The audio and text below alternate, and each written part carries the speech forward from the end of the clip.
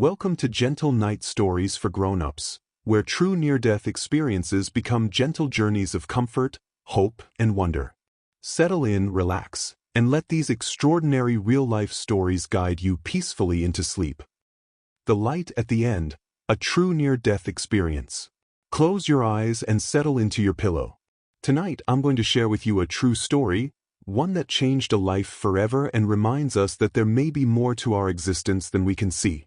This is the story of Dr. Mary Neal, an orthopedic surgeon who drowned in a kayaking accident in Chile, and what she experienced in those moments between life and death. Take a deep breath. Let your body sink deeper into your bed. And let me take you on this journey. It was January 1999, and Mary Neal was doing what she loved most, kayaking through the wilderness. She was an experienced kayaker, a skilled surgeon, a mother of 4, and someone who had always been in control of her life.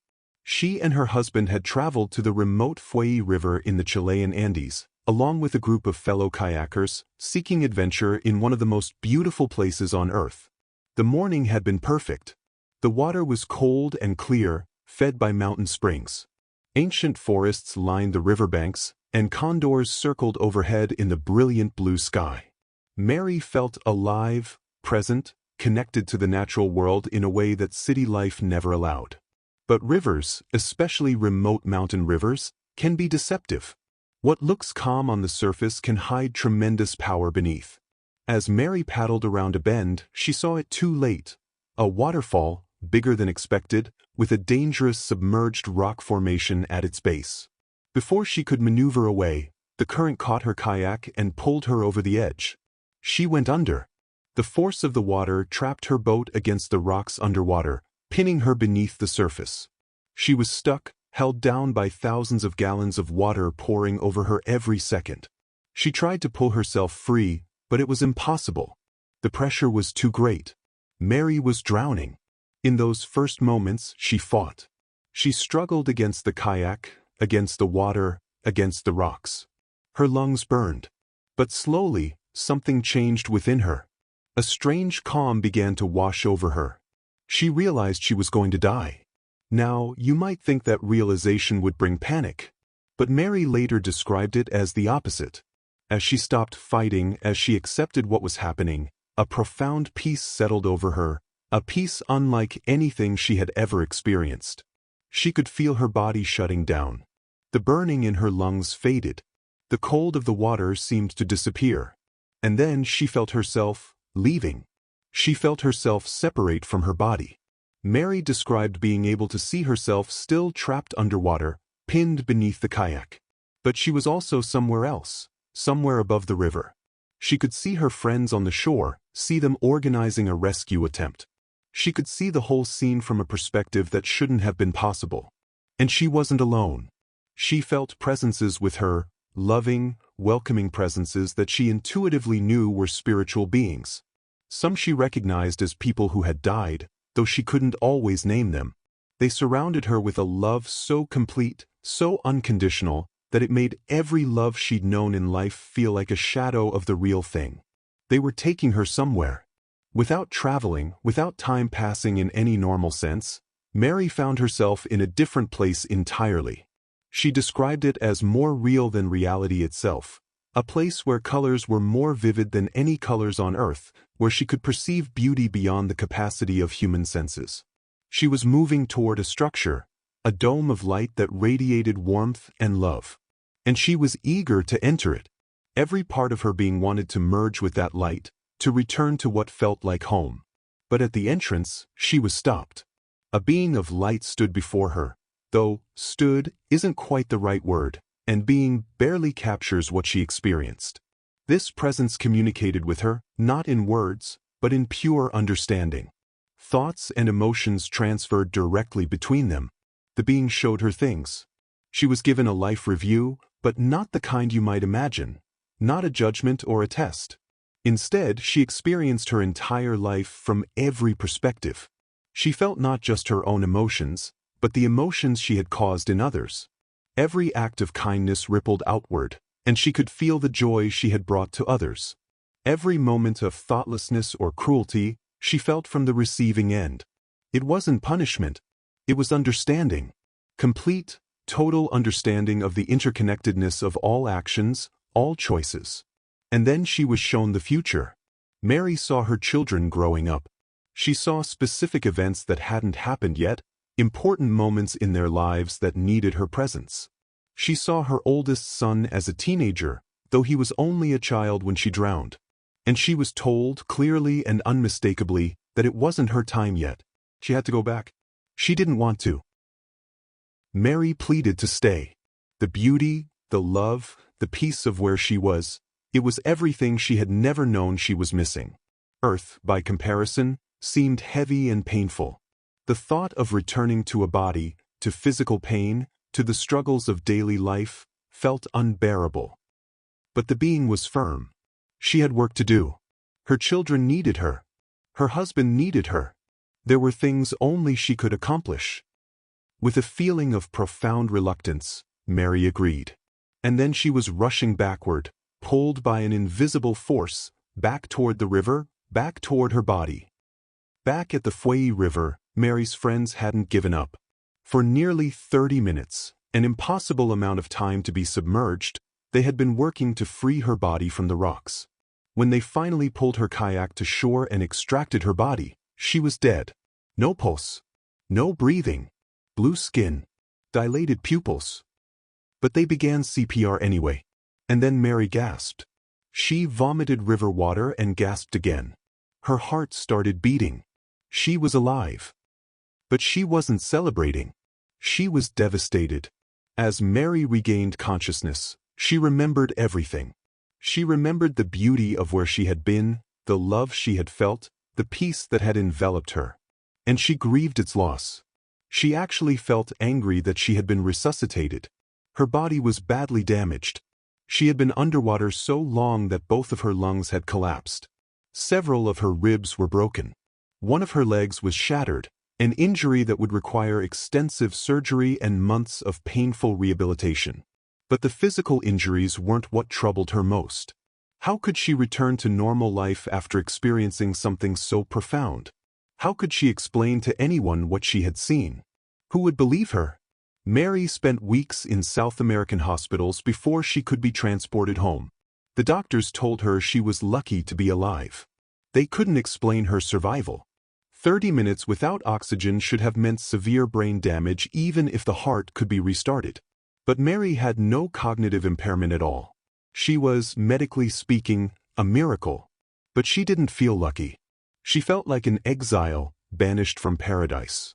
During her long recovery, Mary struggled. She questioned everything, her faith, her purpose, the meaning of life itself. She had been a Christian before the accident, but in a conventional, comfortable way. Now she had experienced something that shattered all her assumptions about death, about consciousness, about the nature of reality. She became obsessed with understanding what had happened to her. She read everything she could find about near-death experiences and was astonished to discover thousands of similar accounts. People from different cultures, different religions, even different time periods, all describing remarkably consistent experiences. The tunnel of light. The feeling of unconditional love. The life review. The reluctance to return. She wasn't crazy. She wasn't alone. Slowly, painfully, Mary began to integrate her experience into her new life. She realized that she had been sent back for a reason, and she needed to honor that reason even if she didn't fully understand it yet. She returned to her work as a surgeon, but with a completely different perspective. Every patient became precious to her. Every moment became meaningful. She no longer feared death, not for herself and not for her patients. She knew with absolute certainty that death was not the end. And then, 11 years after her near-death experience, the future she had been shown began to unfold exactly as she had seen it. In 2009, Mary's oldest son, Willie, was 19 years old, the same age she had seen him in her vision during her near-death experience. He was a bright, adventurous young man, studying in Colorado, planning to become a teacher. He had his whole life ahead of him. One evening, Mary received a phone call. Willie had been in a car accident. By the time she reached the hospital, he was on life support. The doctors told her there was no brain activity. They were asking her to make a decision. In that hospital room, Mary was faced with every parent's worst nightmare. But she wasn't facing it unprepared. She already knew. During her near-death experience, she had been shown this moment. She had been told that her son would die young, and that she needed to be there for him, to help him through his transition. That was part of why she had been sent back, to be present for this. It didn't make it hurt less. She was still his mother, and her heart was breaking. But she wasn't afraid for him. She knew where he was going. She had been there herself. Mary held her son's hand and talked to him, told him it was okay to let go, that beauty and love were waiting for him.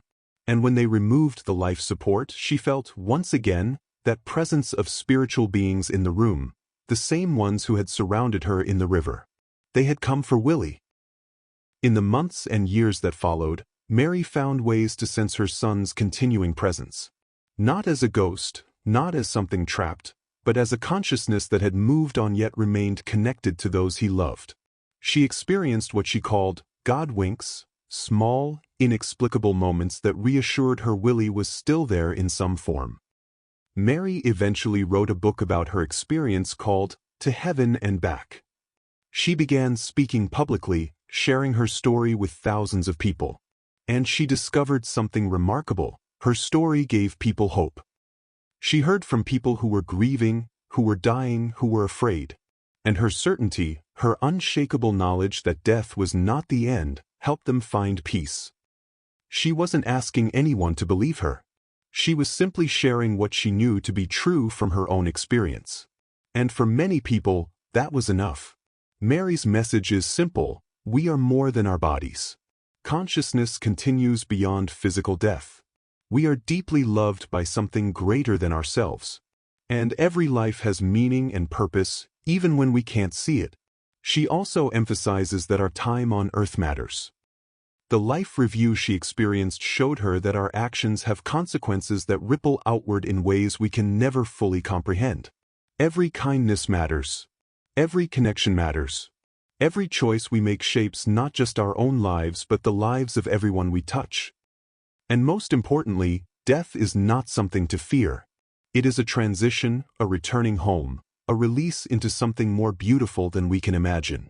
As you lie here tonight, preparing for sleep, consider Mary's story. Whether you believe every detail or simply find it an interesting account, there's something comforting in the possibility, isn't there? The possibility that consciousness continues.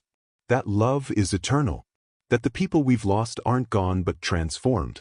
That death is not an ending but a doorway. You don't have to decide tonight what you believe. Just let the story rest in your mind. Let it settle over you like a warm blanket. Take a slow, deep breath. Feel your body relaxing completely. Feel yourself drifting. Perhaps there is more to existence than we can see with our eyes or measure with our instruments. Perhaps we are, as many traditions teach, spiritual beings having a temporary human experience rather than the other way around. And if that's true, then this life, with all its struggles and joys, its pain and beauty, is precious precisely because it's temporary. Every moment is a gift. Every person we love is a treasure. Every sunrise is a small miracle. Mary Neal drowned in a river in Chile, died for 30 minutes, and came back with a message. Love one another. Be kind. Don't be afraid. There is something beautiful waiting. Let that thought carry you gently into sleep now. You are safe. You are loved. And whatever tomorrow brings, you will face it renewed. Good night.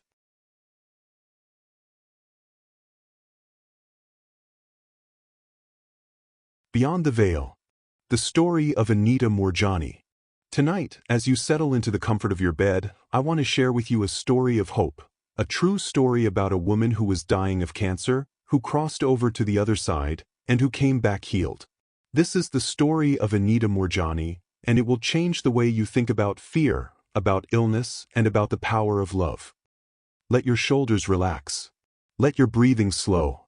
And let me take you on this extraordinary journey. Anita Moorjani grew up between two worlds. Born in Singapore to Indian parents, raised in Hong Kong, educated in British schools, she never quite felt like she belonged anywhere. She was too Indian for the Chinese, too Chinese for the Indians, too Eastern for the West, too Western for the East. This sense of not fitting implanted a seed in young Anita, a seed of fear. Fear of not being good enough. Fear of being judged. Fear of being herself. She became a chameleon, constantly changing to fit whoever she was with, hiding her true self behind masks of what she thought others wanted her to be. She was always vigilant, always anxious, always trying to be perfect so she wouldn't be rejected. And then, in her 20s, something happened that would amplify her fear to unbearable levels. Her best friend, Sony, was diagnosed with cancer. Anita watched as this beautiful, vibrant woman went through chemotherapy, radiation, surgeries. She watched her friend's hair fall out, watched her grow thin and weak, watched the treatments ravage her body almost as much as the disease. And after 2 years of fighting, Sony died in Anita's arms. The loss devastated Anita. But worse than the grief was the fear that followed. She became terrified of cancer. She read everything she could about it, became obsessed with prevention, with doing everything right. She changed her diet, avoided chemicals, exercised religiously. She lived in constant fear of the disease that had taken her friend. And then, as if drawn by her own terror, cancer found her anyway. In April 2002, Anita was diagnosed with Hodgkin's lymphoma. The diagnosis felt like a death sentence. All her worst fears had manifested. Despite everything she had done to prevent it, cancer had invaded her body. She was terrified of treatment, having watched what it did to Sony. She tried alternative therapies instead, special diets, supplements, herbs, energy healing. She flew around the world seeking cures, spending all her savings, trying everything except conventional treatment. But the cancer grew. For nearly 4 years, it spread through her body. Tumors appeared in her lymph nodes, growing larger month by month. Tumors on her neck, under her arms, in her abdomen. Some grew to the size of lemons. Her weight dropped to under 90 pounds. Her organs began to fail. Her skin turned gray. She could barely walk from her bed to the bathroom without collapsing. And still, she was too afraid to seek conventional treatment. She was trapped in a prison of her own fear, afraid of the cancer, afraid of the treatment, afraid of dying, afraid of living. By February 2006, Anita was dying. Her husband, Danny, rushed her to the hospital. The doctors ran tests and gave him the news. Anita's organs were shutting down. Her tumors had grown so large they were crushing her organs. Her lungs were filling with fluid. Her body was toxic with waste it could no longer eliminate. They had maybe hours, at most a few days. There was nothing they could do. The cancer was too advanced. Her body was too weak even for palliative care. Danny held his wife's hand as she slipped into a coma. And as her family gathered around her hospital bed to say goodbye, Anita went somewhere else entirely. Anita didn't experience her death as a loss of consciousness. She experienced it as the most profound awakening of her life. Suddenly, she wasn't in her body anymore. The pain was gone. The weakness was gone. The fear was gone. She felt expansive, limitless, free. She was still herself, still Anita, but also so much more than she had ever been. She could perceive in all directions at once. She could sense her husband in the hospital corridor talking to the doctors. She could feel her mother praying in another part of the building. She could sense her brother on a plane, flying in from India, devastated because he thought he wouldn't make it in time to say goodbye. But she wasn't just perceiving the physical world. She was experiencing something far greater. She felt herself surrounded by presences, loving, radiant presences. One of them was Sony, her best friend who had died of cancer. But Sony wasn't sick anymore. She was whole, joyful, luminous. And she was welcoming Anita with a love so pure it was overwhelming. Anita's father was there too. He had died years earlier, and now he was with her, communicating without words, pure consciousness to pure consciousness. And there were others, beings of light she didn't recognize but who felt intimately familiar, as if she had known them forever. As if she had always been part of them and they had always been part of her. The love that emanated from these beings was like nothing on earth. It wasn't conditional or limited. It didn't judge or demand. It simply was, infinite, eternal, absolute. For the first time in her entire life, Anita felt completely safe. In this state, Anita experienced what she could only describe as knowing everything. Not intellectually, but as direct experience. She understood things that human language couldn't quite capture, but she tried her best to remember so she could bring the understanding back. She understood that she was not her body. She was consciousness itself, infinite and eternal, temporarily focused through the lens of a physical form named Anita Moorjani. She understood that death was not real, not in the way we fear it. The body could die, but consciousness continued, expanded, returned to its true nature. She understood why she had gotten cancer. It wasn't bad karma or punishment or bad luck. It was the physical manifestation of her fear, of living so small, of spending her entire life trying to be someone other than her authentic self. The cancer was her body's way of saying, "This isn't working. You're not living. You're slowly killing yourself with fear." And most importantly, she understood that she had a choice.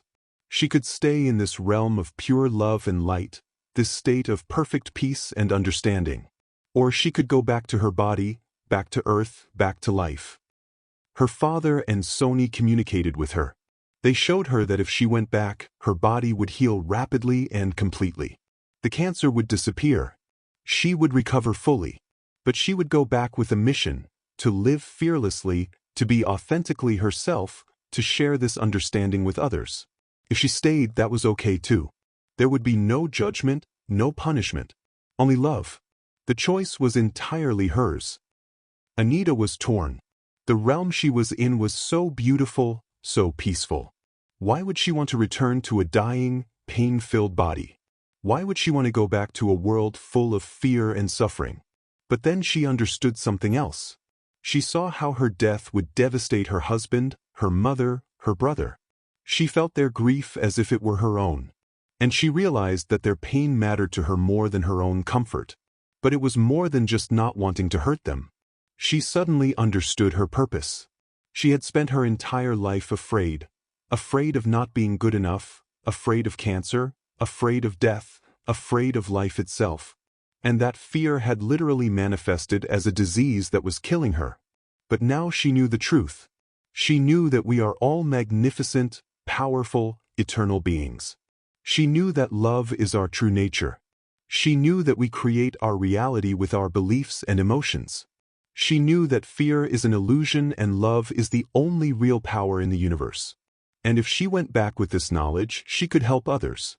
She could share this understanding. She could help people release their fear and step into their true magnificence. That was worth returning for. With a feeling of determination mixed with reluctance, Anita made her choice. She would go back. She would live.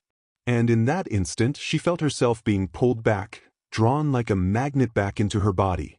Anita's eyes opened. She gasped, drawing air into her fluid-filled lungs. Her family, gathered around her bed for what they thought were her final moments, jumped back in shock. She was awake. She was conscious. And she was smiling. "Don't be sad," she whispered to them. "I know what's on the other side. It's beautiful. There's nothing to fear." Her doctors were baffled. Patients in her condition didn't wake up. They certainly didn't speak coherently. They ran more tests. And then, over the next few days, something impossible began to happen. The tumors began to shrink. Not slowly, not marginally, but rapidly and dramatically. The lemon-sized tumors in her neck began disappearing. The swelling went down. The fluid in her lungs cleared. Her skin began to regain color. The doctors couldn't explain it. They ran tests, did biopsies, ordered scans. According to their instruments, Anita Moorjani had stage 4B Hodgkin's lymphoma throughout her body. She should have been dead. But day by day, she got stronger.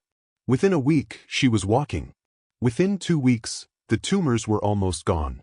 Within 5 weeks, she was discharged from the hospital with no trace of cancer in her body. Her doctors called it spontaneous remission, a medical term for, "We have no idea what happened." One oncologist admitted privately to Danny that in 25 years of practice, he had never seen anything like it. Anita knew what had happened. She had made a choice on the other side, and her body was responding to that choice. She was healing because she had released the fear that had made her sick in the first place.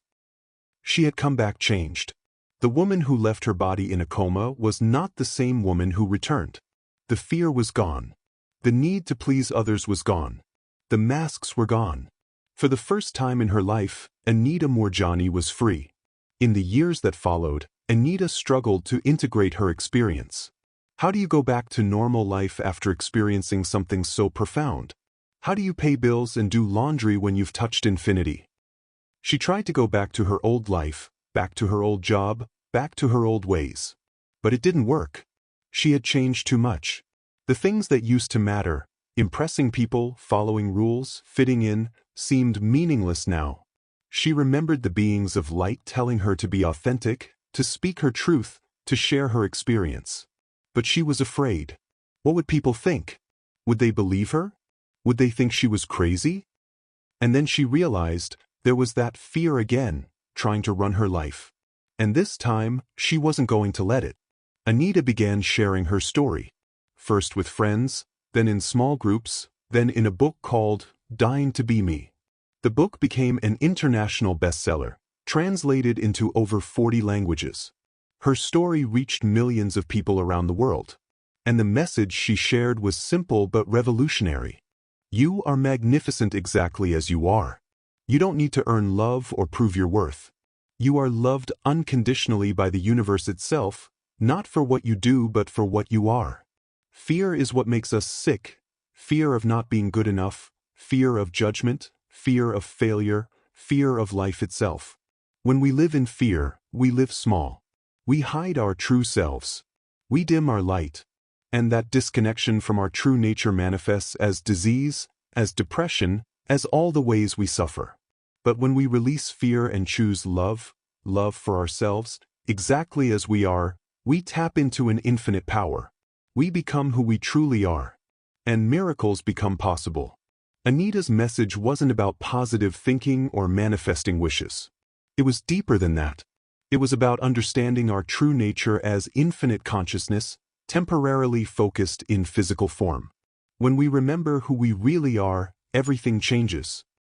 Today, nearly 2 decades after her near-death experience, Anita Moorjani remains cancer-free. She travels the world speaking, teaching, helping others release their fear and step into their power. She talks about how we often think we need to fix ourselves, improve ourselves, heal ourselves. But the truth she brought back is different. We don't need fixing. We need to remember who we really are beneath all the fear and conditioning. She teaches that illness often comes from living inauthentically, from betraying ourselves to please others, from holding ourselves to impossible standards, from judging ourselves as not good enough. And healing, real healing, comes from self-love. Not the superficial kind, but the deep recognition that we are, in our essence, perfect, whole, and magnificent. Anita emphasizes that she's not special. She didn't do anything to deserve her healing. She simply stopped being afraid and started being herself. And that shift, from fear to love, from self-judgment to self-acceptance, is available to all of us. We don't have to nearly die to experience it. Every moment offers us the same choice Anita was given on the other side. Will we choose fear or love? Will we hide who we are or shine our light? Will we live small or embrace our magnificence? The universe, Anita says, is not neutral. It's weighted toward love. It wants us to thrive. It wants us to be joyful. It wants us to remember who we really are. And death? Death is nothing to fear. It's simply a transition, a returning home, a release back into the ocean of consciousness from which we came and which we never really left. As you lie here tonight, let Anita's story settle into your heart. Perhaps you've been living in fear too. Perhaps you've been hiding your true self, trying to fit in, trying to be perfect, trying to earn love that you already have. What if you could release that tonight? What if you could let go of the need to be anything other than exactly who you are? Take a deep breath. Feel yourself exactly as you are in this moment. Not who you think you should be. Not who others want you to be. Just you. And know that this you, exactly as you are right now, is enough. More than enough. Magnificent. You don't have to wait for a near-death experience to understand this. You can choose it right now. You can choose to release the fear. You can choose to love yourself. You can choose to live authentically. And when you do, miracles become possible. Not because you're special, but because that's your natural state. That's what happens when you align with your true nature, with the infinite love that created you and sustains you. Let Anita's message be the last thought you carry into sleep tonight. You are loved. You are magnificent. You are eternal. There is nothing to fear, and there never was. Rest now in that truth. Let it hold you as you drift into peaceful sleep. You are safe. You are loved. You are enough. Good night.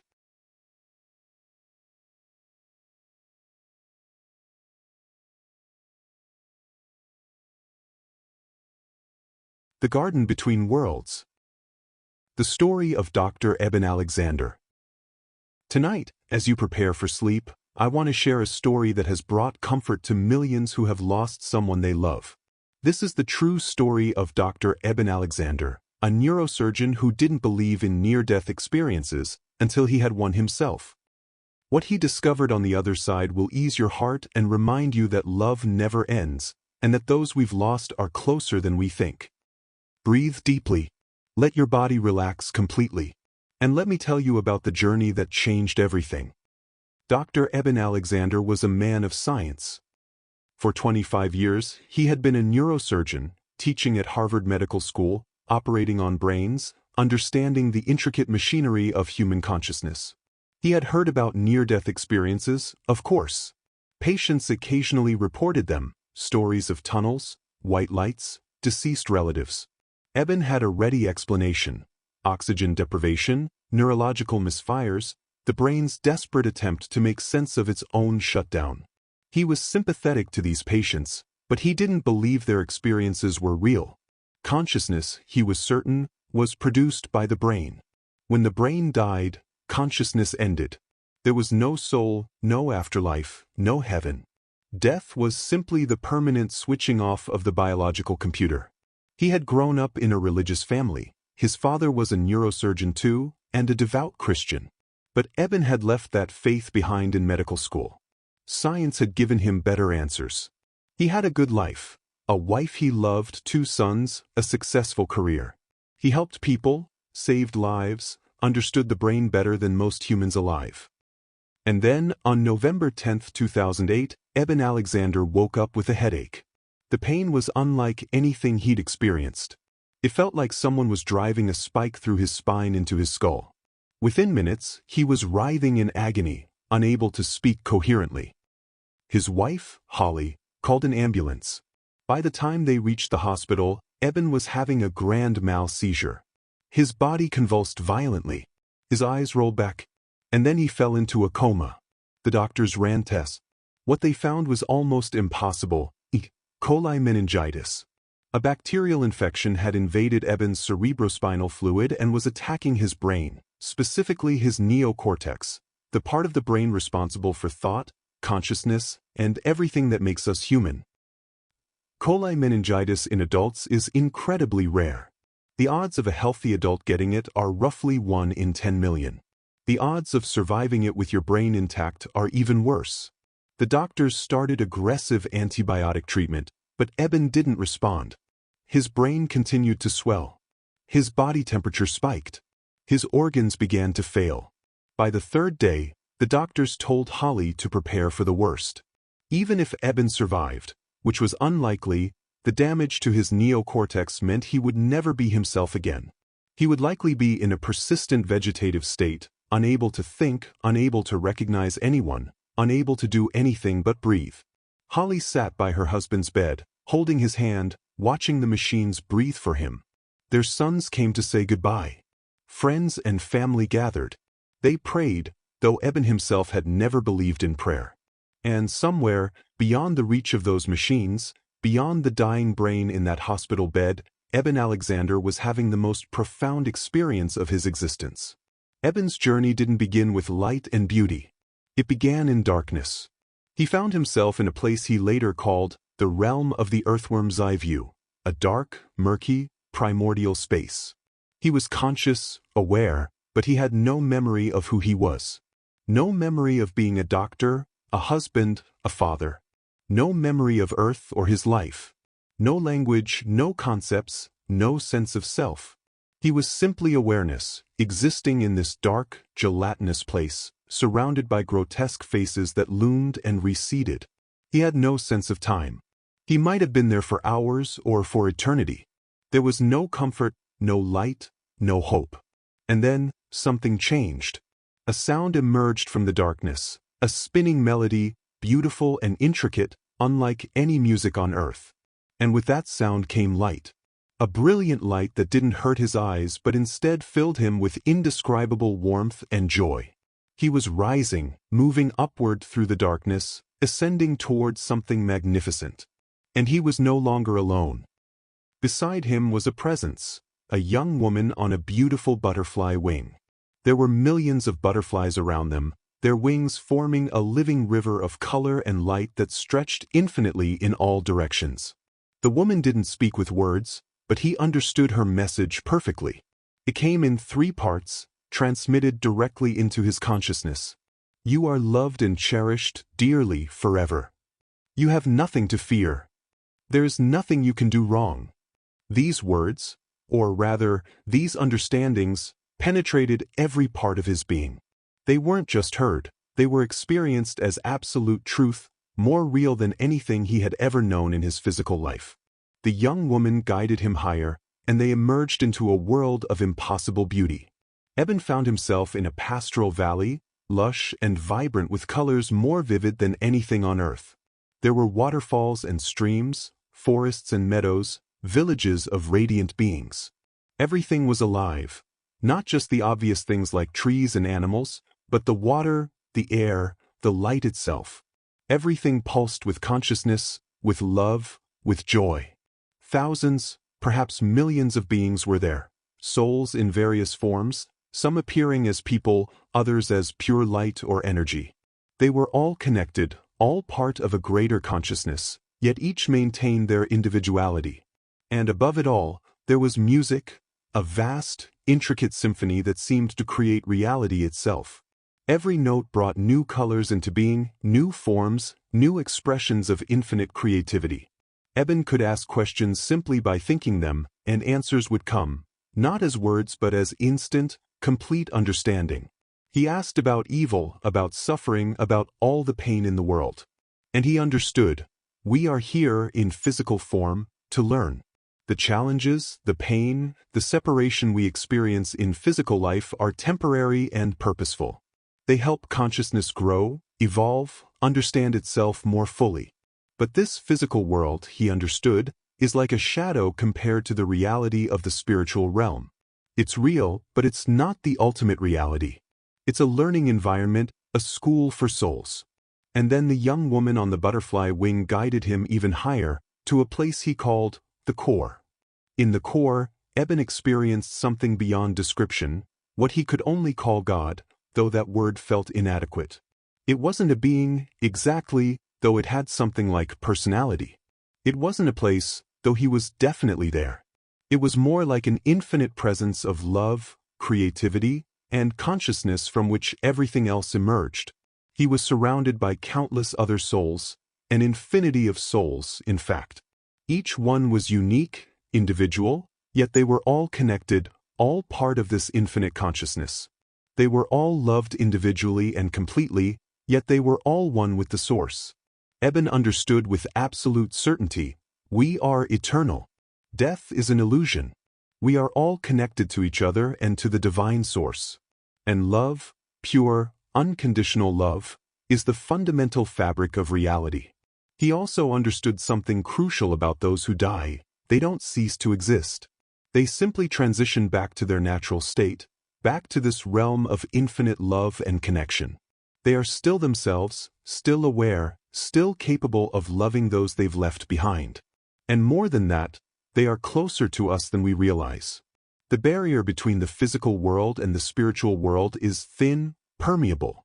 Our loved ones who have passed can still sense us, still love us, still watch over us.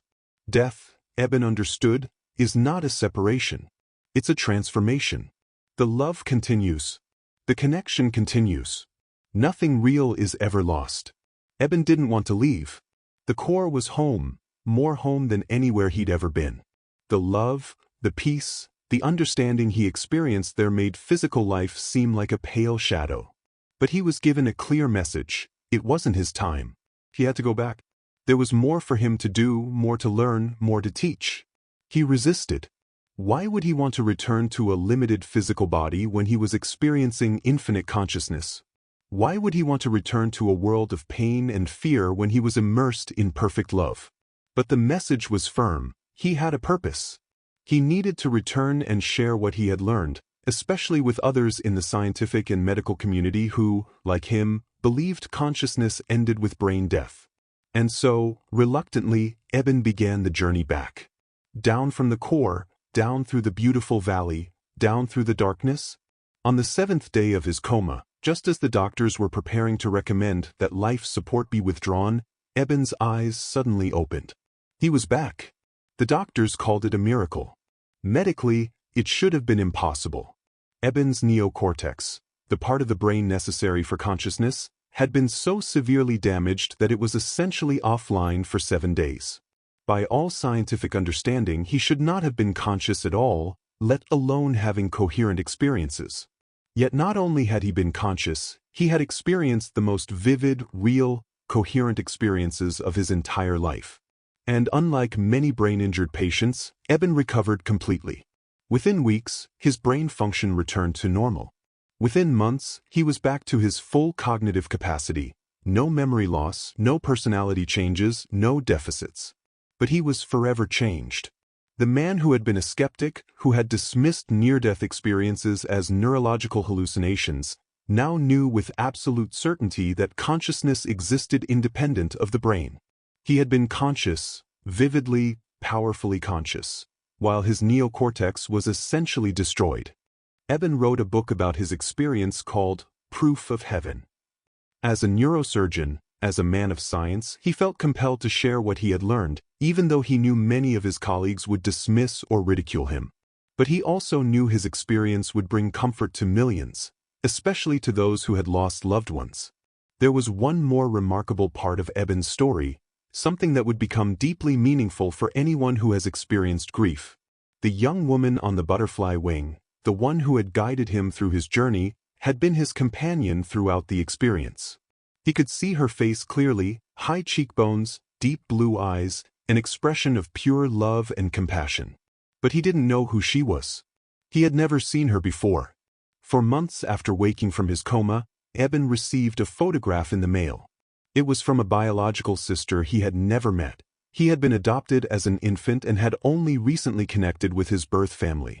The photo was of another sister, Betsy, who had died years before Eben could meet her. The moment he saw her face, Eben's heart stopped. It was her. The woman on the butterfly wing. The one who had told him he was loved and cherished. The one who had guided him through the afterlife. His sister, a sister he had never known in this life, had been there to welcome him, to guide him, to love him. This revelation brought Eben immense comfort, but it also confirmed something crucial. Our loved ones who pass on are not gone. They are still themselves. They still love us. They are still connected to us. And sometimes, when we need them most, they are there, guiding us, protecting us, reminding us that love transcends death. If you're listening to this story tonight because you've lost someone you love, Eben's message is for you. Your loved one still exists. They are not gone.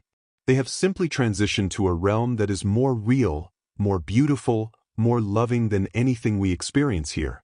They are not suffering. They are not alone. They are not lost. They are home, surrounded by infinite love, reunited with others they've loved, experiencing joy and peace beyond our comprehension. And they still love you. Death does not end love. It cannot. Love is the fundamental reality of the universe. It's what we're made of. It's what continues. Your loved one can still sense you. When you think of them, when you talk to them, when you feel their presence, you're not imagining it. The connection is real. It's just not physical anymore. They want you to know they're okay. More than okay, They're experiencing a reality so beautiful that if you could see it, you wouldn't grieve for them at all. You would only grieve for your own temporary separation from them. But even that separation is not as complete as it seems. The veil between worlds is thin. In dreams, in moments of quiet meditation, in unexpected signs and synchronicities, they reach through to remind you they're still here, still loving you. And one day, not too far in the future from the perspective of eternity, you'll be reunited. You'll cross over to that realm yourself, and they will be there to greet you, to welcome you home, to hold you again. The love you share doesn't end. It can't end. It's eternal, because love itself is eternal. As you close your eyes tonight, imagine your loved one in that beautiful realm Eben described. See them healthy, whole, joyful. See them surrounded by light and love, reunited with others they've loved, experiencing peace beyond anything we can imagine here. Know that they are okay. Better than okay. Know that they still love you, still think of you, still watch over you. Know that the connection between you is not broken, only changed. And one day, you will be together again in that realm of infinite love. Until then, they want you to live fully. They don't want you to be consumed by grief. They want you to experience joy, to love deeply, to embrace life. Because they know something now that you'll understand when your time comes. This physical life is brief and precious. It's an opportunity to learn, to love, to grow. And then we return home, to the love that has always been waiting for us. Your loved one is home now. They are safe. They are loved. They are at peace. And they are still with you, in ways you might not always perceive, but in ways that are profoundly real. Take comfort in this tonight. Let it ease the ache in your heart. Let it help you rest. You are loved, by those who have passed on, by those still here with you, and by the infinite source of love from which we all come and to which we all return. Death is not the end. It is not separation. It is simply a transition. And love never dies. Rest now, knowing this truth. Let it carry you gently into peaceful sleep. Your loved one is okay. And one day, you will be together again. Until then, live fully. Love deeply. And know they are always with you. Good night. The Boy Who Came Back from Heaven. The story of George Ritchie. Tonight, as you prepare for sleep, I want to share a story that will change the way you think about death. This is the true story of Dr. George Ritchie, a young man who died in 1943 and spent 9 minutes exploring the afterlife before returning to tell what he found. His experience is so detailed, so profound, and so comforting that it has eased the fears of countless people over the decades. If you're afraid of death, whether your own or the death of those you love, let this story speak to that fear. Let it show you that death is not what we've been taught to believe. Settle into your pillow. Release the tension in your body. And let me take you on this extraordinary journey. December 1943. World War II was raging across Europe and the Pacific. George Ritchie was 20 years old, a pre-med student with dreams of becoming a doctor. He had enlisted in the Army and was completing his basic training at Camp Barkley in Texas. George was excited. He had just received orders to report to the medical training program at Richmond, Virginia. It was the opportunity he'd been waiting for, his chance to fulfill his dream of becoming a physician and serving his country. But on December 19th, just days before he was supposed to leave for Richmond, George woke up feeling terrible. His throat was sore, his head was pounding, and his chest felt heavy. He tried to ignore it. He couldn't afford to get sick now, not when his entire future was waiting for him in Virginia. By that evening, he was burning with fever. The barracks medic took his temperature, 106 degrees. George was rushed to the base hospital. The doctors diagnosed him with pneumonia, a serious illness in 1943, before the widespread use of antibiotics. They gave him sulfa drugs, the best treatment available at the time, and put him in a hospital bed to rest. George was terrified. Not of dying. He was too young to really believe death could happen to him. He was terrified of missing his train to Richmond, of losing his chance at medical school, of his dreams slipping away.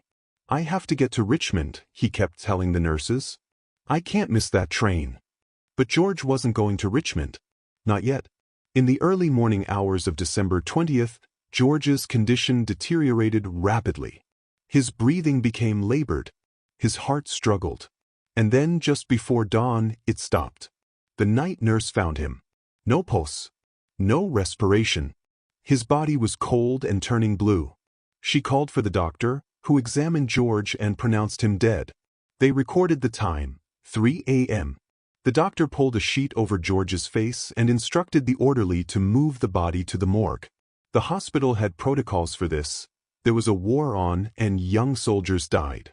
It was tragic but routine. But something extraordinary was happening that the doctors and nurses couldn't see. George Ritchie was still conscious. He suddenly found himself standing beside the bed, looking down at a body covered with a sheet. He felt wonderful, better than he had in days. The fever was gone, the pain was gone, the heaviness in his chest was gone. He felt light, free, energized. His first thought was, I feel great. I can make that train after all. He looked around for his uniform, eager to get dressed and get going. He had to get to Richmond. That's when he noticed the body on the bed, the one covered with a sheet. He felt sorry for whoever it was. Some poor soldier had died. Then he noticed something odd about the body. It was wearing a fraternity ring exactly like his. George looked down at his own hand. No ring. With growing confusion and disbelief, he walked closer to the bed and lifted the sheet. He was looking at his own face. The shock was overwhelming. That was his body lying there, lifeless and gray. But he was here, standing, thinking, feeling more alive than ever. How was this possible? George didn't have time to process this mystery. All he could think about was Richmond. He had to get there. Maybe if he moved quickly, he could still catch that train. Somehow. And with that thought, he found himself moving, not walking, but traveling with incredible speed, passing through the hospital wall as if it weren't there. George found himself flying through the darkness, traveling faster than any vehicle he'd ever been in. He could see the ground below him, roads, buildings, farmland rushing past in the night. He had no idea how he was moving or how he was controlling his direction, but somehow his intense desire to get to Richmond was propelling him there. He could see city lights ahead. Within moments, or maybe it was longer, time felt strange. George found himself on a city street. There was an all-night cafe with a distinctive neon sign. A few people were visible through the windows. A man in a leather jacket was walking down the street. George approached the man. "Excuse me, sir. Can you help me? I need to know how to get to the medical college from here." The man walked right past him as if George wasn't there. George tried again, more urgently. "Please. I'm lost. Can you help me?" Nothing. The man couldn't see him or hear him. George tried to grab the man's shoulder to get his attention. His hand passed right through the man's jacket.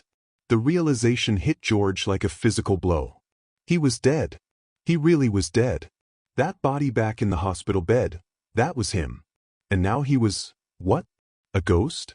A spirit? Something without substance, invisible to the living world. Panic set in. This couldn't be happening. He was only 20 years old. He had his whole life ahead of him.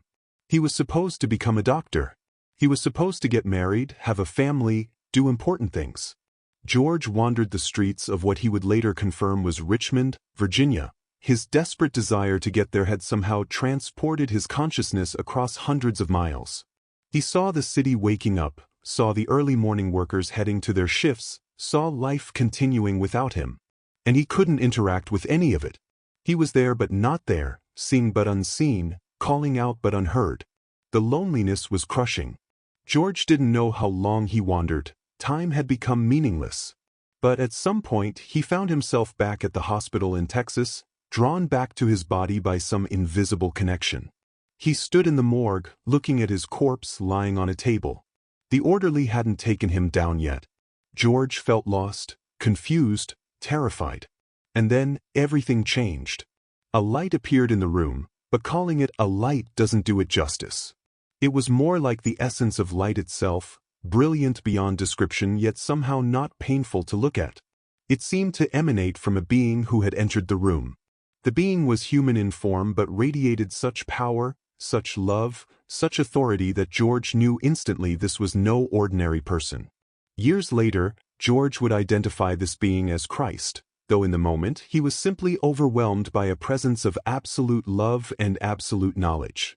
The being didn't speak with words, but George heard a question nonetheless, transmitted directly into his consciousness. "What have you done with your life to show me?" It wasn't asked with judgment or condemnation. It was simply a question. But it struck George with tremendous force because he realized he had no answer. What had he done with his 20 years? He'd been a decent person, hadn't done anything terribly wrong. He'd gone to school, made plans for the future. But had he really done anything meaningful? Had he loved deeply? Had he helped others? Had he made any positive difference in the world? He'd been so focused on his own dreams, his own ambitions, his own plans that he hadn't really thought about living for anything beyond himself. George tried to answer, but no words would come. He had nothing to show. And then something even more extraordinary happened. The being of light took George on a journey. Suddenly, George and the being were no longer in the hospital. They were somewhere above the earth, and George could see the entire planet spread out before him, glowing in space. But he wasn't seeing just the physical earth. He was seeing something deeper, the spiritual reality that exists alongside and interpenetrates the physical world. He could see billions of people going about their lives, each one surrounded by a subtle glow, some bright, some dim, each representing that person's spiritual state, their capacity for love and connection. The being showed George different scenes, different places, different people. And George began to understand he was being shown the fundamental truth about human existence. We are here to learn to love. The being showed him a city. George couldn't tell which one. He saw people rushing through their daily lives, most of them completely focused on material concerns, money, possessions, status, comfort. Their spiritual glow was dim, not because they were bad people, but because they were asleep to the deeper reality. Then the being showed him a young mother caring for her sick child in a humble home. The woman was exhausted, her hands chapped from work, her face lined with worry. But her spiritual light shone brilliantly. Every action she took was motivated by love. She was awake. She was living the purpose of human existence. George began to understand. The external circumstances of our lives matter far less than we think. What matters is how we treat each other. What matters is whether we choose love or selfishness, connection or isolation, service or self-absorption. But there was more to see. The being took George deeper into the spiritual dimensions of reality. George found himself seeing multiple levels or planes of existence, all occupying the same space but at different vibrational frequencies, like radio stations all broadcasting simultaneously but at different wavelengths. The first level he saw was heartbreaking. It was filled with souls who didn't know they were dead. They had died suddenly, some in the war, some in accidents, some in other ways, and they were so focused on their physical lives, so attached to material existence, that they didn't realize they had left their bodies. George saw soldiers who had died in battle, still trying to fight. He saw alcoholics haunting bars, trying desperately to get just one more drink but unable to affect the physical world. He saw people frantically trying to get the attention of the living, confused and terrified when no one responded. These souls weren't being punished. They were simply trapped by their own attachments, their own refusal to let go and move on. The being showed George that eventually, these souls would realize their situation and would be helped to progress. But in the meantime, they existed in a self-created state of confusion and suffering. Then the being showed George another level, what George later called the realm of confused spirits. These were souls who knew they were dead but were trapped by guilt, by shame, by things they had done in life that they couldn't forgive themselves for. George saw a man who had committed suicide, now stuck in a cycle of reliving his final moments over and over, trapped by the belief that his action was unforgivable. He saw people consumed by remorse, unable to move forward because they couldn't let go of their earthly mistakes. Again, the being showed George that these souls weren't being punished by some external force. They were punishing themselves. Their beliefs about unworthiness and unforgivability were keeping them trapped. Eventually, they would learn that forgiveness was always available, that love was always waiting. But until they could accept that, they remained stuck. These visions weren't shown to frighten George. They were shown to teach him an important truth: what we believe matters. How we live matters. Not because we'll be punished if we fail, but because our consciousness continues after death, and we take our beliefs and our emotional patterns with us. Then the being showed George the higher realms, and everything changed. George found himself in places of indescribable beauty and joy. These were the realms where souls who had learned to love, who had lived with compassion and kindness, continued their journey. He saw great halls of learning, where souls studied and grew in wisdom. He saw creative workshops where music and art beyond earthly comprehension were being made. He saw gathering places where souls connected in perfect understanding and love. Everyone there was engaged in purposeful activity, learning, creating, helping other souls, growing in capacity for love and wisdom. It was like the most wonderful university combined with the most joyful celebration, ongoing eternally. The being showed George that death is not an ending but a transition. Consciousness continues. Learning continues. Growth continues. Souls progress through different levels of understanding, always moving toward greater love, greater wisdom, greater unity with the divine. And the pace of that progression depends entirely on us, on our willingness to learn, to forgive, to love, to let go of ego and embrace our higher nature. George saw souls who had lived centuries ago in Earth time, still learning and growing. He saw souls who were fairly recent arrivals. All were at different stages of development, but all were surrounded by help, guides, teachers, more advanced souls who assisted those less developed. No one was alone. No one was abandoned. No one was lost. The being showed George families reunited, not just across one lifetime, but across many. Souls who had loved each other in multiple incarnations, who continued to learn and grow together across vast spans of time. George saw children who had died young, now healthy and happy, being cared for by relatives who had passed before them. He saw the elderly restored to vitality. He saw those who had suffered from disabilities or illnesses now whole and perfect. Death, George understood, was not something to fear. It was a graduation, a returning home, a release from the limitations of physical existence. After showing George these visions, the being brought him back to the original question. What have you done with your life to show me? Now George understood the question differently. It wasn't about accomplishments or achievements. It wasn't about wealth or status or external success. It was about love. Had he loved? Had he shown kindness to others? Had he helped those in need? Had he used his time on earth to grow spiritually, to become more compassionate, more understanding, more giving? George realized that his entire focus had been on himself, his goals, his dreams, his plans.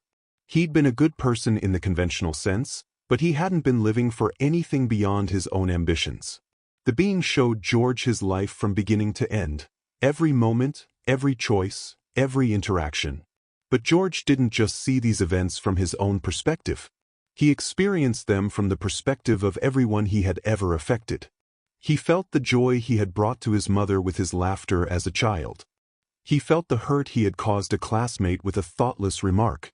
He felt the gratitude of a friend he had helped. He felt the disappointment of a teacher he had ignored. Every action, every word, every thought had consequences that rippled outward, affecting others in ways he had never imagined. And through it all, the being's love for George never wavered. There was no judgment, no condemnation, only an invitation to understand, to learn, to grow. The being communicated to George that he was being given a choice.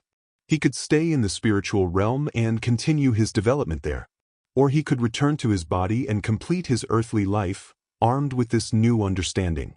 If he went back, he would forget much of what he had seen. The human brain couldn't contain the full magnitude of these experiences. But he would retain the essence, the knowledge, the understanding that would guide his life. George didn't want to go back. The spiritual realm was so beautiful, so peaceful, so filled with love that returning to earth seemed like a step backward. But the being showed him something else, his future. He saw himself as a doctor helping people. He saw himself teaching others about what he had learned. He saw the positive impact his return would have on many lives. And he understood, his life's work wasn't finished. He had more to do, more to learn, more to give. With reluctance but with understanding, George agreed to return. Back at the base hospital in Texas, 9 minutes had passed since George Ritchie was pronounced dead. His body lay in the morgue, covered with a sheet, awaiting transport to the funeral home. The doctor who had pronounced George dead was doing paperwork in his office when he felt a strange compulsion, an intuition, a nudge, something he couldn't explain. He felt he should check on that young soldier one more time. It was unusual. The man was dead. The doctor had confirmed it himself.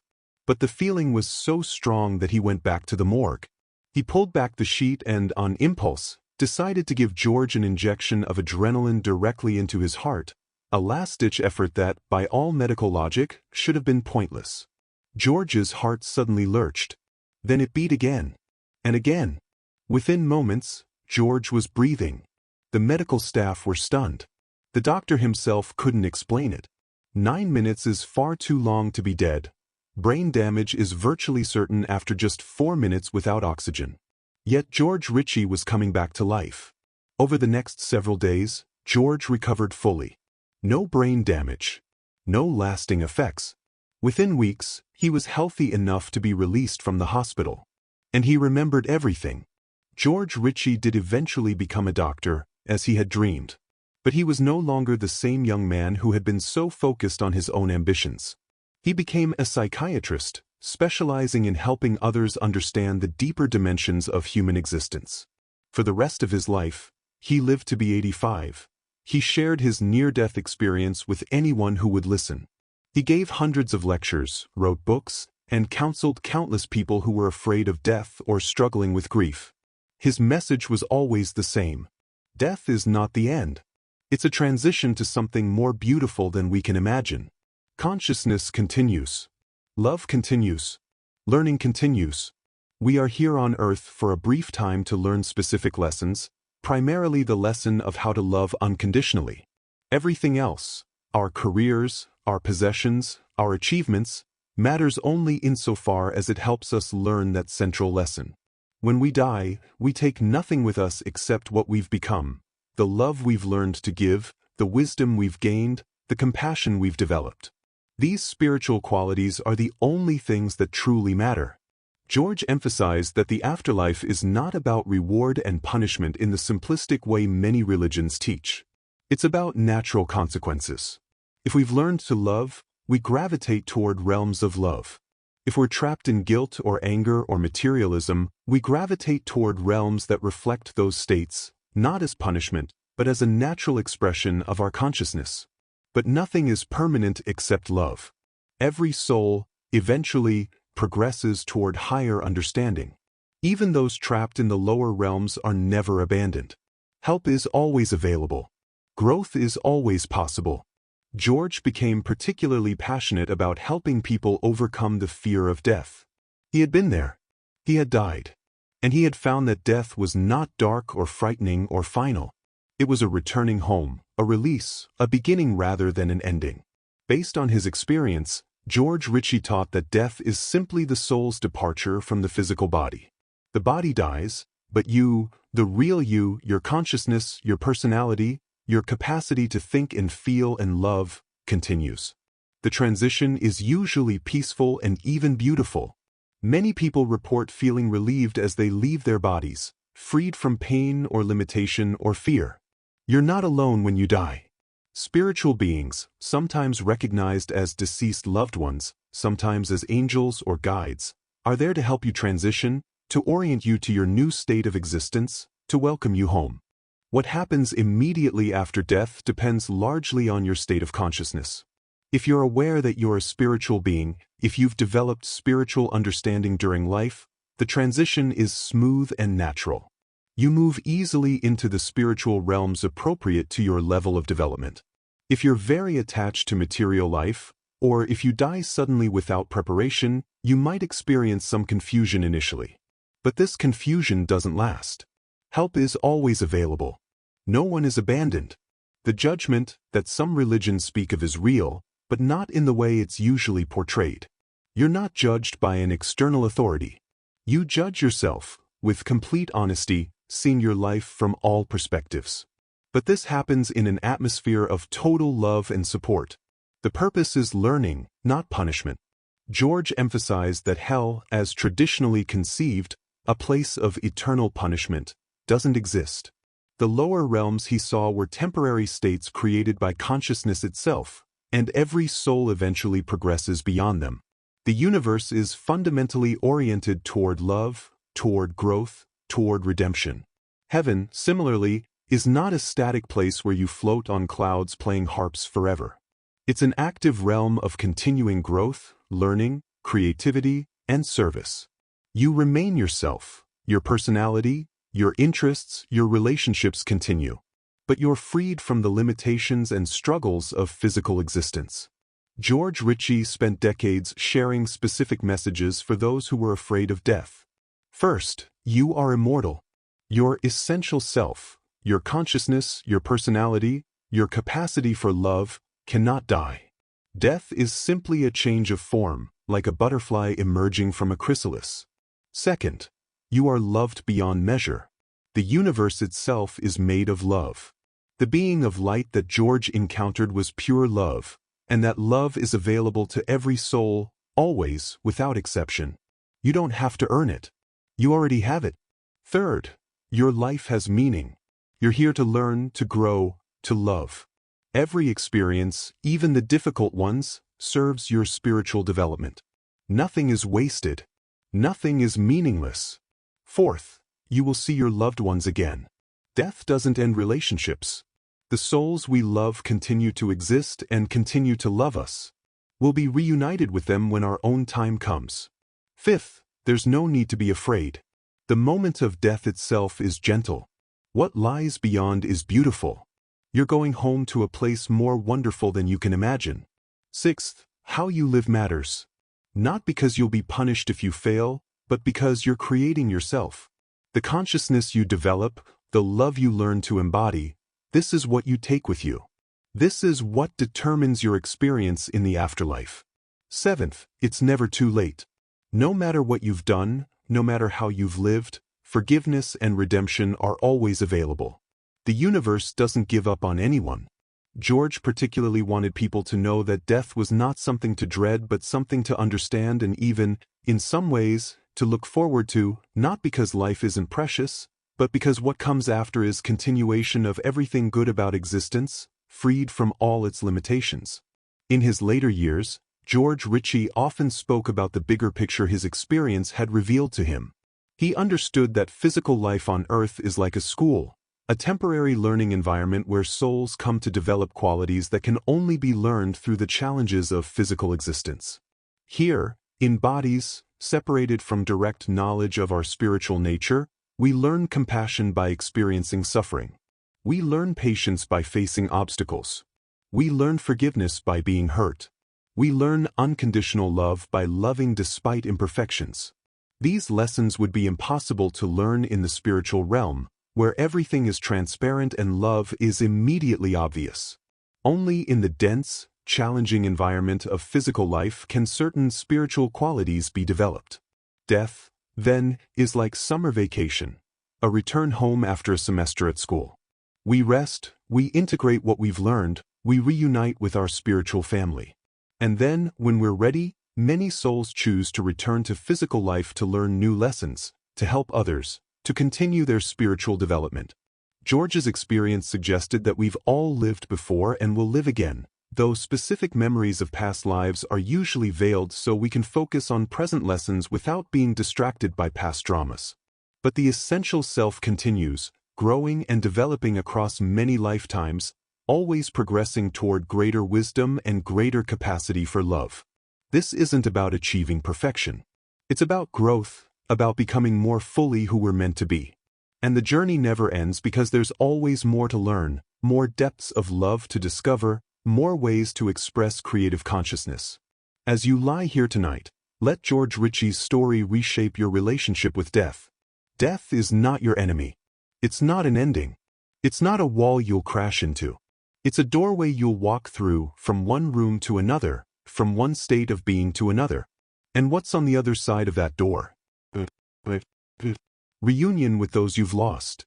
Freedom from pain and fear. Continuing adventure and growth. Your consciousness, the real you, is eternal. You've always existed and you always will. This one life is just one chapter in an infinite story. When your time comes, not today, not tomorrow, but someday, you'll be ready. Beings of light will be there to welcome you. Loved ones who have gone before will be there to greet you. And you'll understand, finally, that you were never in danger. You were always safe.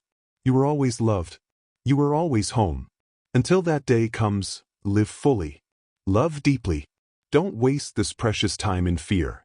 Every day is a gift. Every person you meet is an opportunity to practice love. Every challenge is an invitation to grow. You are an eternal being having a temporary human experience. The human part will end, but you, the essential you, will continue forever. There is nothing to fear. Nothing at all. Let that truth settle into your heart as you drift toward sleep now. Feel the safety of it. Feel the comfort of knowing you are immortal, you are loved, you are on a journey that never ends. Death is not darkness. It's a dawn. It's a homecoming. It's the next beautiful chapter. And you have nothing, absolutely nothing, to fear. Rest now in that knowledge. Let it carry you into deep, peaceful sleep. You are safe. You are eternal. You are loved beyond measure. And one day, when the time is right, you'll step through that doorway and discover that everything George Ritchie saw is waiting for you. Until then, live without fear. Love without holding back. Trust in the goodness of the universe. Good night, eternal soul. Rest well. Dancing with Eternity. The story of Danon Brinkley. Tonight, as you prepare for sleep, I want to share with you one of the most remarkable near-death experiences ever documented. This is the story of Danon Brinkley, a man who has died not once, but 3 times, and each time he came back with messages of hope, love, and the absolute certainty that death is nothing to fear.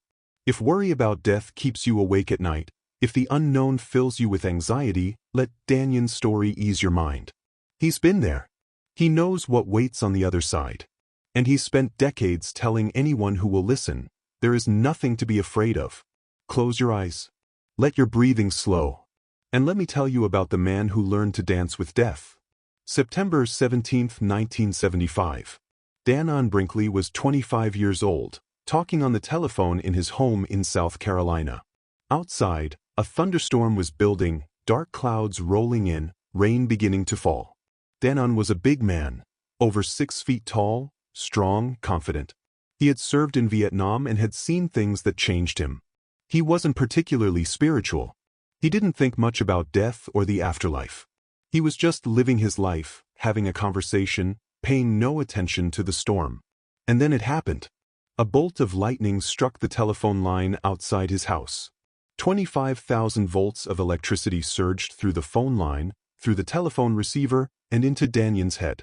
The force threw him across the room. His shoes exploded off his feet. Smoke rose from his chest where the electricity had exited his body, burning a hole through his torso. Every nerve in his body was on fire. His wife, Sandy, who had been in the next room, heard the explosion and came running. She found Danon on the floor, not breathing, his body smoking, his eyes fixed and dilated. She called for help, but they lived in a rural area. The ambulance would take time to arrive. For 28 minutes, Danon Brinkley was clinically dead. But he wasn't gone. Not at all. The moment the lightning struck, Danon found himself floating near the ceiling of his home, looking down at his own body sprawled on the floor. He could see Sandy crying, trying to perform CPR even though she didn't really know how. He could see his own face, gray and lifeless. He could see the burn mark on his chest, still smoking slightly. But he felt wonderful. All the pain was gone. He felt lighter than air, free from the weight and limitations of his body. He could think more clearly than ever before. His consciousness felt expanded, unlimited. He watched the scene below with a strange detachment. That was his body down there, yes, but it wasn't really him. He was here, floating, aware, more alive than he'd ever felt in his physical form. Then he noticed something else. He wasn't alone. A being of light appeared beside him, luminous, loving, radiating peace and compassion. The being didn't speak with words, but Danon understood. It was time to go. He was being guided somewhere. Together, they began to move. Not walking or flying exactly, but traveling through what Danon later described as a tunnel, a passage that led away from the physical world into something else entirely. As they moved through this tunnel, Danon noticed other souls traveling in the same direction. Some were being escorted like him. Others seemed to know where they were going and moved with confidence and joy. All around them was light, soft, warm, welcoming light that seemed to pulse with love. And then, at the end of the tunnel, Danon emerged into a realm that defied all description. Danon found himself in what he called the Crystal City, a place of structures that seemed to be built from living light and crystalline energy. The buildings, if you could call them that, weren't solid in the way physical buildings are. They seemed to be made of thought and light, taking form through consciousness itself. They shimmered and glowed with colors that don't exist in the physical spectrum. Colors Danon had no words for because human eyes have never seen them. Everything in this place was alive with energy. The very air, though it wasn't really air, hummed with vitality and love. Danon could see other souls moving through this realm, each one glowing with their own light, each one unique yet all connected. He felt an overwhelming sense of coming home. This place was more familiar than anywhere he'd ever been on Earth, as if he'd known it long before he was born and had simply forgotten it during his physical life. The being of light who had guided him there communicated something to Danon. He was going to meet with the Council of Elders, beings of great wisdom who would help him review his life and understand its meaning. Danon was led into a great hall, a cathedral of light where 13 beings waited for him. These beings radiated such love, such wisdom, such power that Danon was overwhelmed. Yet they welcomed him with warmth that made him feel completely safe. And then his life review began. What happened next was unlike anything Danon had imagined was possible. His entire life unfolded before him, not as memories, but as full, complete experiences. He relived every moment he had ever lived, from birth to the instant the lightning struck. But there was a profound difference from ordinary memory. He didn't just experience these moments from his own perspective. He experienced them from the perspective of everyone he had ever affected. When he saw himself as a young boy, making his mother laugh with a silly joke, he felt his mother's joy. He felt the warmth that spread through her heart, the love she felt for him in that moment. When he saw himself as a teenager, saying something cruel to a classmate, he felt that person's pain. He felt the sting of humiliation, the hurt that lingered for days, the damage to that person's self-esteem. Every action, every word, every thought he'd ever had was laid bare. And he experienced the consequences of all of it, the ripples that spread outward from everything he'd done. Some of what he saw was beautiful.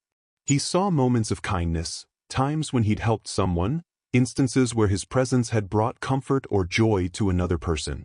Feeling these moments from the receiving end filled him with profound happiness. But much of what he saw was painful.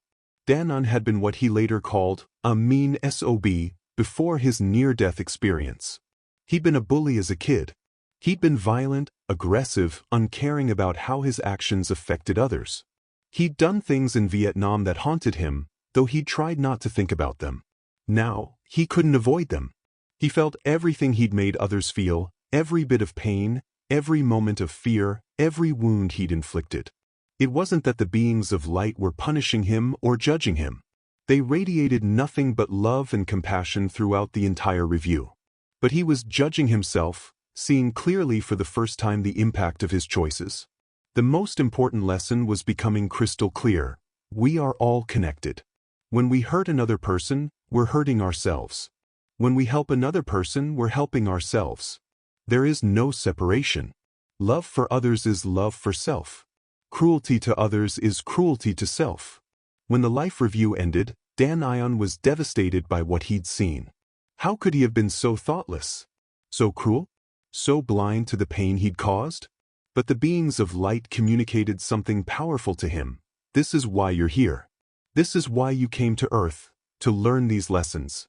You can't learn compassion without first experiencing lack of compassion. You can't truly choose love unless you've experienced what it's like to choose fear. His life, with all its mistakes and cruelties, had served a purpose. Every experience had taught him something. And now, armed with this understanding, he could choose differently. After the life review, something extraordinary happened. The beings of light began showing Dan visions of future events. He saw the world as it would unfold over the coming decades. He saw technological advances, computers becoming small enough to carry, people communicating across vast distances through networks of light. He saw political changes, the fall of the Berlin Wall, the collapse of the Soviet Union. He saw natural disasters, economic upheavals, wars and conflicts. The visions came in a rush, over 100 specific predictions about events that would happen between 1975 and the end of the century. Dan saw them with perfect clarity, as if he were watching news footage from the future. But the beings of light weren't showing him these things to frighten him. They were showing him that the future isn't fixed. Human choices matter. Free will is real. Every decision we make shapes what comes next. They showed him two possible timelines for humanity, one where humanity chose fear, division, and destruction, and another where humanity chose love, cooperation, and healing. Both futures were possible. Which one manifested depended on the choices people made, individually and collectively. The beings emphasized that Dan was being shown these visions for a reason. He was going back. He would return to physical life, and he needed to share what he'd learned. He needed to help people understand that love is the answer, that we're all connected, that every choice matters. Dan didn't want to go back. Like so many who have near-death experiences, he wanted to stay in this realm of perfect peace and love. The thought of returning to a physical body, to pain and limitation and struggle, seemed unbearable. But the beings were clear, his work on Earth wasn't finished. He had things to do, people to help, messages to share. The lightning hadn't killed him by accident. It had been a wake-up call, a cosmic alarm clock designed to shake him out of his old life and set him on a new path. Reluctantly, with a deep sense of loss, Dan agreed to return. When Dan came back to his body, the transition was brutal. 28 minutes after the lightning strike, just as the paramedics were preparing to pronounce him dead and zip him into a body bag, Dan gasped. His heart started beating. His lungs drew breath. But the body he returned to was devastated. The electrical current had damaged his nervous system catastrophically. He couldn't control his muscles. He couldn't speak coherently. He couldn't even sit up without help. His memory was scrambled. He knew his own name, but he couldn't remember his wife's name. He recognized his parents, but he couldn't recall basic information about his own life. He was partially paralyzed, hypersensitive to light and sound, unable to regulate his body temperature. He had lost over 50 pounds. He looked like a concentration camp survivor. But worse than the physical pain was the emotional anguish of being back in the physical world.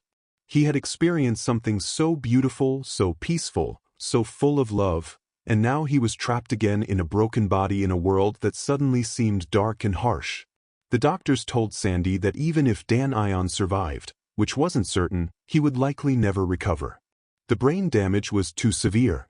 He would probably need institutional care for the rest of his life.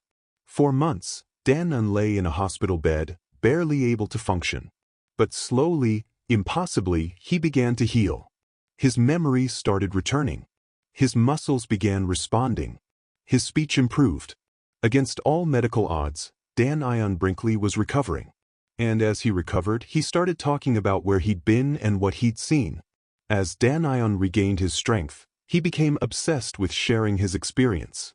The beings of light had told him to help people understand that death wasn't the end, that love was the fundamental force of the universe, that our choices matter. So despite ridicule, despite skepticism, despite people thinking he was crazy, Dan began telling his story. He talked about the Crystal City, about the life review, about the beings of light. He talked about how we're all connected, how love is the only thing that really matters, how death is just a transition to another state of being. But more importantly, he started living differently. The mean, aggressive, uncaring man who had been struck by lightning was gone. In his place was someone gentle, compassionate, dedicated to service. Dan began volunteering in hospice care, sitting with dying patients, holding their hands, helping them make the transition he'd already experienced. He would tell them what waited on the other side, ease their fears, assure them they weren't going into darkness but into light. Over the years, he sat with over 300 people as they died. And in many cases, he could see what they were seeing. He could perceive the beings of light coming to escort them, could sense the moment when they left their bodies, could feel their relief and joy as they transitioned.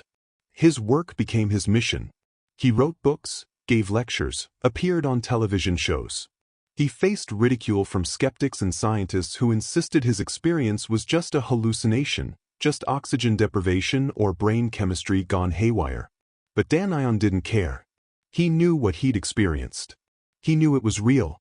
And he knew that sharing it could help people release their fear of death. He also began sharing the predictions he'd been shown. By the late 1980s, many of them had already come true with startling accuracy.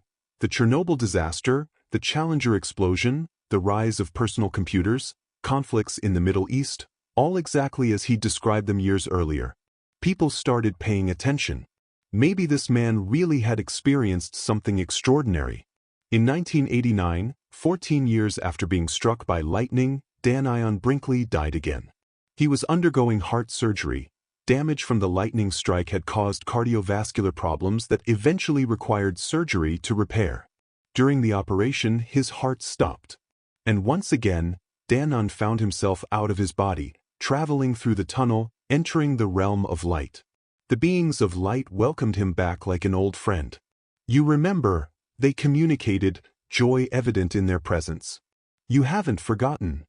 This time, the experience was even more profound because Dan wasn't frightened or confused.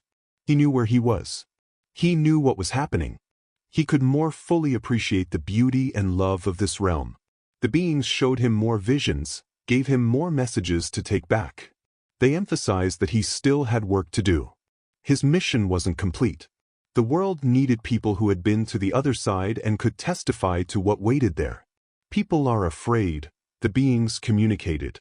Fear is the great poison. You can help them release that fear.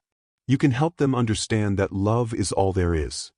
After a brief time, though time doesn't work the same way in that realm, Dan returned to his body once more. The surgery was successful. He recovered. And he went back to his work with renewed energy and purpose. But death wasn't finished with him yet. In 2004, Dan died for a third time. Once again it was during heart surgery. Once again his damaged cardiovascular system gave out. And once again he found himself traveling to the realm of light. By this point, Dan knew the territory. He knew the tunnel, knew the crystal city, knew the beings of light. He felt like he was visiting an old neighborhood where he'd once lived. This time, the beings gave him a choice. He could stay. His physical body was badly damaged. His mission on Earth had been largely accomplished. He'd written books, helped thousands of people, spread the message about the nature of death and the power of love. Or he could go back one more time. There were still people he could help, still work he could do. But it would be hard. His body would never fully recover. He would live with pain and limitation for the rest of his physical life. Dan chose to return. Not because it would be pleasant or comfortable, but because he knew he could still make a difference. And so he came back a third time, into a body that had been clinically dead, into a life that would be marked by physical struggle but also by profound purpose. After 3 near-death experiences spanning nearly 30 years, Dan Brinkley had refined his understanding of what he'd learned. He had spent decades integrating these experiences, helping others, and receiving feedback from thousands of people his story had touched. His core message became simple but profound. Death is not real. Not in the way we fear it. Yes, the physical body dies. That's inevitable and natural. But you, your consciousness, your personality, your essential self, continues. Death is like taking off a heavy coat. You're still you, just freed from the limitations of physical form. You are not your body. Your consciousness temporarily inhabiting a physical form. When that form wears out or gets damaged beyond repair, you simply move on. Your body is like a car you drive for a while. When it breaks down, you get out and continue your journey on foot. You don't cease to exist just because you're no longer in the vehicle. Love is the fundamental force of the universe. Everything else, fear, hatred, greed, violence, is an illusion, a temporary confusion. In the realm of light, love is as obvious as gravity is here. It's the force that holds everything together, the energy that creates and sustains all existence. You are deeply loved right now, exactly as you are. You don't have to earn love or prove your worth. The beings of light don't judge you for your mistakes. They see your struggles, understand your confusion, and love you completely anyway. The only judgment that happens is self-judgment, and even that happens in an atmosphere of complete compassion and support. Your life has meaning. Every experience, even the difficult ones, serves your spiritual growth. You're here to learn, to evolve, to develop your capacity for love and compassion. Nothing is wasted. Nothing is meaningless. What you do matters. The Life Review showed Danion that every action has consequences that ripple outward in ways we can't imagine. Every kindness creates more kindness. Every act of cruelty creates more suffering. We're all connected, so how we treat others is literally how we treat ourselves. Death is a homecoming. The realm of light is more real, more beautiful, more joyful than anything we experience here. When your time comes to make that transition, you're not going into darkness or nothingness. You're going home to a place you've always known but temporarily forgot. Beyond the spiritual insights, Danion also brought back practical wisdom about living and dying. For those who are dying, don't be afraid. The transition is gentle. You'll likely see the tunnel of light. Beings will come to help you, sometimes deceased loved ones, sometimes other spiritual guides. Go with them. Move toward the light. Don't hang back out of fear or confusion. The light is your destination, and it's wonderful. If you feel yourself starting to leave your body, don't resist. Let go. The body is finished, but you're just beginning a new phase of existence. Relax into the process. It's as natural as falling asleep. You won't be alone. Ever. Even if you die without anyone physically present, spiritual beings will be there to help you, guide you, welcome you. Nobody makes this transition alone. For those who are grieving, your loved one still exists. They haven't gone away, they've just moved to a different state of being. They can still sense your love, still maintain connection with you, though not in physical form anymore. Talk to them. They can hear you in their own way. Your love reaches them across the veil. When you think of them with love, they feel it. Don't feel guilty about experiencing joy after their death. They don't want you to suffer endlessly. They want you to live fully, to find happiness again. Your joy doesn't mean you've forgotten them or stopped loving them. Know that you'll see them again. The separation is temporary. When your own time comes, they'll be among those who welcome you home. For those who are afraid, your fear is based on not knowing. But Danion knows. He's been there 3 times. And he's telling you, there's nothing to fear. Nothing at all. The moment of death itself is often peaceful, even pleasant. Many people report feeling a sense of relief as they leave their bodies. Relief from pain, from struggle, from the weight of physical existence. What comes after is better than anything here. Not just different, but genuinely better. More love, more peace, more understanding, more connection. You're returning to your natural state, to the fullness of who you really are. Danion Brinkley is still alive as of recent years, still sharing his message, still helping people understand that death is not the end. His body bears the scars of his 3 journeys. He has ongoing health issues, chronic pain, limitations that remind him daily of what he's been through. But he considers it a small price to pay for the knowledge he's gained and the comfort he's been able to bring to others. He's sat with hundreds of dying people, held their hands, told them what's coming, watched their fear dissolve into peace. He's spoken to thousands more at lectures and workshops, helping them release their terror of death. And he's received countless letters and messages from people whose lives his story has changed.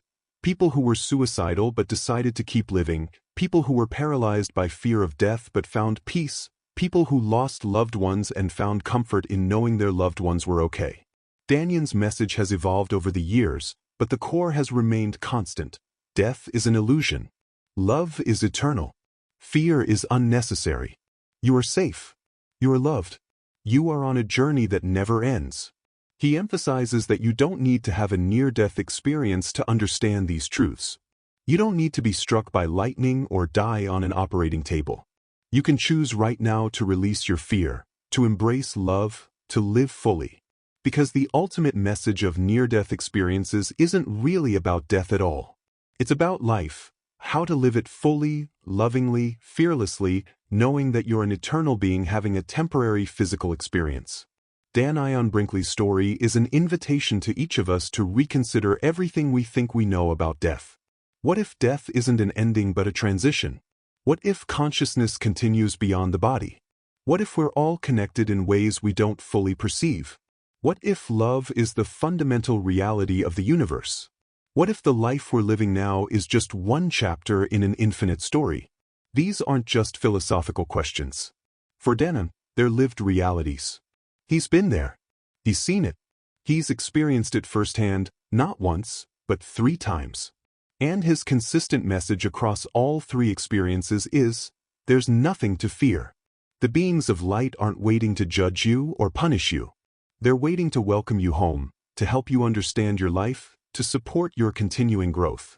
Death isn't darkness or nothingness. It's light and love and peace beyond anything we can imagine in our physical state. You're not going to cease existing. You're going to continue, to expand, to become more fully yourself than you've ever been. The people you love who have died aren't gone. They're just in a different room in a very large house. And one day, you'll walk through the door and find them there, waiting for you with open arms. As you lie here tonight, preparing for sleep, let Danyan's story ease any fear of death you might be carrying. Imagine that tunnel of light, warm and welcoming. Imagine the beings of love waiting to guide you when your time comes. Imagine the crystal city, shimmering with colors beyond description. Imagine the relief of releasing your body's weight and discovering you can still think, still feel, still love, but more freely than ever before. This isn't fantasy.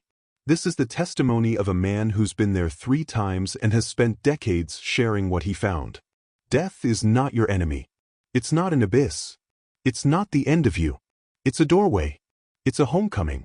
It's the next adventure.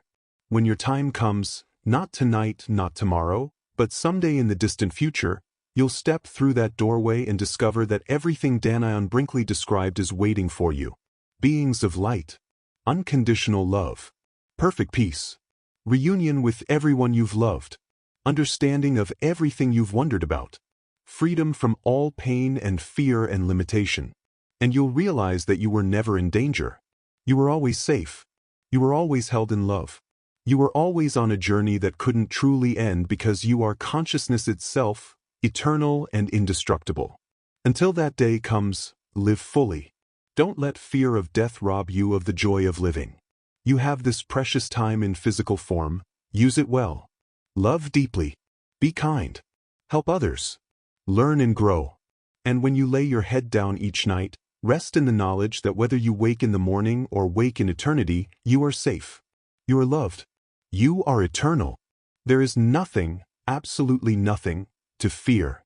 Let that truth sink into your bones now. Feel the relief of it. Feel the peace of knowing that death is just another transition, no more frightening than falling asleep. Dan Brinkley has been there 3 times, and he's come back each time to tell you, it's beautiful. It's peaceful. It's filled with love. You have nothing to fear. Nothing at all. Rest now, eternal being. Let your body relax completely. Let your mind grow quiet. Let sleep come gently. You are safe. You are eternal. You are deeply, profoundly loved.